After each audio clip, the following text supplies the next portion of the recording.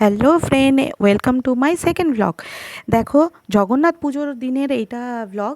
আমি এত লেটে আপডেট দিচ্ছি তোমাদের কাছে, সেই জন্য সরি চাইছি। আমি আপডেট দিয়েছিলাম যে আমি অনেক আগেই সেকেন্ড দিনেই তোমাদের আপডেট দেবো, কিন্তু দিয়ে উঠতে পারিনি সময়ের জন্য। আমাদের খুব তাড়া ছিল, যেহেতু আমরা ইস্কনের রথ টানতে যাব, সেই জন্য খুব তাড়া করে যা হোক করে ভগবানকে যেইটুকুনি হোক ভোগ লাগিয়ে আমাদের খুব বেরিয়ে যাওয়ার তাড়া ছিল। রথ টানতে যাব, খুব মজা ইস্কনের রথ। দেখো আমাদের বেরিয়ে আকাশের অবস্থা দেখো। আমরা খুব প্রবলেমে পড়ে গেছিলাম যে বাচ্চাগুলোদের নিয়ে যাচ্ছে, নিজেদেরও তারা আমাদের যেতে যেতে দুপুর 2টো বেজে গেছিলো। দেখো পেছনে দাদা আর ভাই যাচ্ছে, সামনে আমার মেয়ে চলে গেল, মেয়ে আর বৌদি। আমরা অটোতে অলরেডি বসে গেলাম, বসে গিয়ে এই যে বাচ্চাগুলো দুষ্টুমি, প্রচুর দুষ্টুমি তাদের সঙ্গে। মানে এই যে আমার ভাইপো আমাকে টাইম দেখাচ্ছে যে কখন যাব কখন যাব। তারপরে যেতে যেতে এই যে বৃষ্টি শুরু, আস্তে আস্তে বৃষ্টি স্টার্ট হলো। খুব চিন্তায় যে বাচ্চাগুলো ভিজে গেলে শরীরটা খারাপ তো হবে, তাই জন্য যা হোক একটু ভাবছিলাম যে বৃষ্টিটা কম হলেই ভাবতো, কিন্তু আস্তে আস্তে জোরে বৃষ্টি চলে যায়। যে আমি নিজে খুব বিরক্ত হয়ে যাচ্ছিলাম যে বাচ্চাগুলোদের নিয়ে, কিন্তু তাদের সঙ্গেও তার মধ্যেও খুব মজা করছিলাম, খুব মজা পাচ্ছিলাম। চৌহাটি থেকেই যখন টার্নিংটা নিচ্ছি তখন বৃষ্টিটা খুব জোরেই স্টার্ট হলো। ভাবছি যে এরপরে কি হবে। আমরা পুরো অটোটাই তারপরে কি করেছি, রিজার্ভ করে সোনারপুরেই নিয়ে যাচ্ছি। এই যে বৃষ্টি স্টার্ট, খুব জোরে বৃষ্টি স্টার্ট হয়ে গেছে। তার মধ্যে আমরা প্লাস্টিকটা ঘিরে নিয়েছি, এই যে প্লাস্টিকটা ঘিরে নিয়েছি, থাকা যাচ্ছে না। বাচ্চারাও খুব বিরক্ত হয়ে যাচ্ছে যে কী করে নামবো কী করে নামবো। অলরেডি সোনারপুরে চলে এসেছি।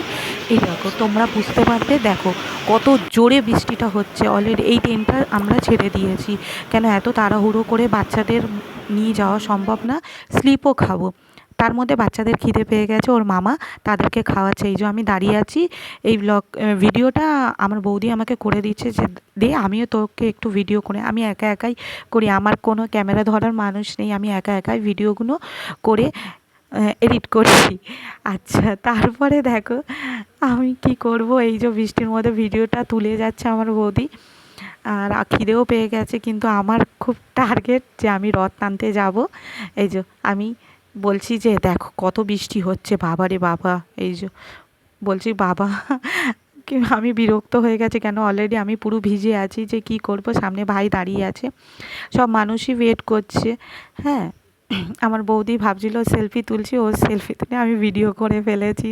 এই যে আমার পাশে ভাই দাঁড়িয়ে। কিন্তু আমার বাচ্চাগুলো দেখো, আমার মেয়ে আমাকে ডাকছে যে মা খাবে আসো, কিন্তু আমার খাওয়ার টেনশন না, আমার রথ টানতে যাওয়ার টেনশন, যে তাড়াতাড়ি গিয়ে আমি রথ টানতে যাব। তারপরে ফাইনালি আমি ট্রেনে উঠে গেলাম, ট্রেনে উঠিয়ে ভিডিও করছি। আমার ভিডিও করতে লজ্জা নেই, আমি ভিডিও করে যাচ্ছি, অনেক মানুষ আমাকে দেখছে বা ইয়েটে করছে, কিন্তু আমি ভিডিও করতে খুব ভালোবাসি, তাই আমি ভিডিও করেই যাচ্ছি। হ্যাঁ, এই যে সামনের মানুষ দেখছে, আমার দাদা বকবক করছে যে কখন পৌঁছাবো বোন, বল কখন পৌঁছাবো।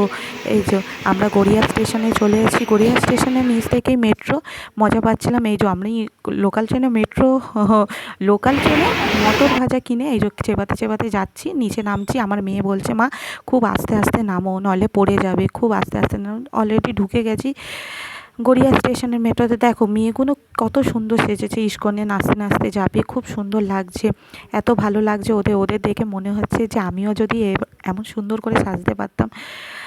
এবার ফাইনালি আমরা চলে এসেছি। দেখো পেছনেও মেয়েগুলো আছে, এরাও ভাবছে আমি ওদের ভিডিও করছি, কিন্তু সত্যিই আমি ওদের ভিডিও করছি। এবার মেট্রোতে আমরা বসে গেলাম। হ্যাঁ, আমার ভাই সামনে দাঁড়িয়ে আছে, সে আমার ভিডিও করছে যে আমার বার্থডেতে নাকি এই পিকগুলো পোস্ট করবে। যাই হোক ওকে বললাম, কিন্তু ও আমার বাবা মায়ের নিয়ে যাওয়ার প্রসাদটা ও পায়ের নিচে রেখেছে বলে আমি ওকে বকছিলাম যে পায়ের নিচে এরম করে রাখিস না, এটা ঠাকুরের প্রসাদ। ফাইনালি চলে এলাম আমাদের ভবানীপুরে। বাচ্চাগুলো দৌড়ে দৌড়ে ও দিদুনের কাছে যাওয়ার জন্য খুব ব্যস্ত, দাদা বৌদি গল্প করতে করতে যাচ্ছে। যাই হোক বাবা মার কাছে অলরেডি ফাইনালি চলে এলাম। এবার বাবা মা উঠে বলছে, এই যে আমার বাবা মা, এবার বাবা মা বলছে কী রে তোরা ঠাকুর আনিসনি? আমি তো ঠাকুর কিনিনি। এই জন্য বাবা মা বলছে কেন ঠাকুর কেনা হয়নি? প্রত্যেক বছর ঠাকুর কিনে কিনে অনেকগুলো জমে যায়, তাই জন্য খিদে পেয়ে গেছে। তারপর আমরা খাওয়া স্টার্ট করলাম, ফ্রাইড রাইস আলুর দম বাবা বানিয়ে রেখেছিল।